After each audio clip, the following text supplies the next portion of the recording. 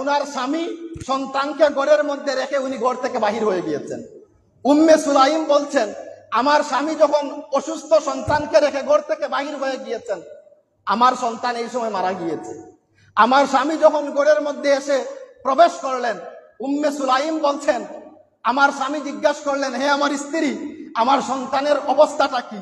উনি বলছেন যে আল্লাহ পাক রব্বুল আলামিন আমাদের সন্তানকে আরাম দিয়ে দিয়েছেন। মানা উনি যখন ঘর থেকে বাহির হয়ে গিয়েছেন, উনার সন্তান দুনিয়ার জমিন থেকে চলে গিয়েছেন। কিন্তু উনার স্বামী যখন বলেছেন আমাদের সন্তানের অবস্থাটা কি, উনি বলেছেন যে আমাদের সন্তানকে আল্লাহ পাক রব্বুল আলামিন আরাম দিয়ে দিয়েছেন। উনার মনের মধ্যে ধারণা, হয়তো মনে হয় আমার সন্তানের অসুস্থকে আল্লাহ সুস্থ বানিয়ে দিয়েছেন, কিন্তু না, উনার সন্তান মারা গিয়েছেন। উম্মে সুলাইম বলছেন, আমি এবং আমার স্বামী এক বিছানার মধ্যে গেলাম। স্বামী এবং স্ত্রীর যেই কাজগুলা হালাল পার্সোনাল মুভমেন্টে করা, আমরা এগুলা করলাম।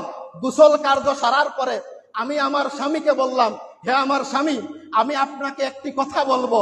কথাটি হচ্ছে যে আল্লাহ আপনার কাছে কোনো মানুষ যদি কোনো আমানত রাখে আর কয়েকদিন পরে যদি আপনাকে বলে যে আমার আমানত আমাকে ফিরিয়ে দেন, হে আমার স্বামী, আপনি কি ওই আমানত ফিরিয়ে দিবেন? উনি বলছেন, অবশ্যই। কোনো মানুষ যদি আমার কাছে আমানত রাখে আর কয়েকদিন পরে আমার কাছে চায়, আমি তার আমানতটাকে আমি ফিরিয়ে দিব।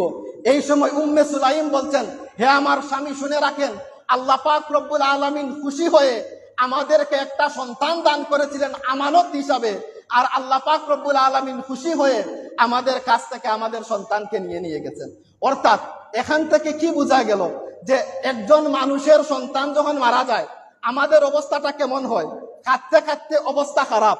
কিন্তু আনাস বিন মালিক রাদিয়াল্লাহু তাআলা আনহুর মা উম্মে সুলাইম বলছেন, আমি আমার স্বামীকে এমন ভাবে বুঝ দিলাম যাতে উনার কষ্ট অটোমেটিক্যালি কমে যায়। তাহলে আল্লাহ পাক রব্বুল আলামিন বলছেন, এই রকম ভাবে আপনাকে যদি আল্লাহ সম্পদ দান করেন, সন্তান দান করেন, যেইভাবে আপনি খুশি হয়ে শুকুর আদায় করবেন, আল্লাহ যদি আপনার কাছ থেকে সেই সন্তানকে নিয়ে নেন, আপনি বিপদের মধ্যে সবর করবেন।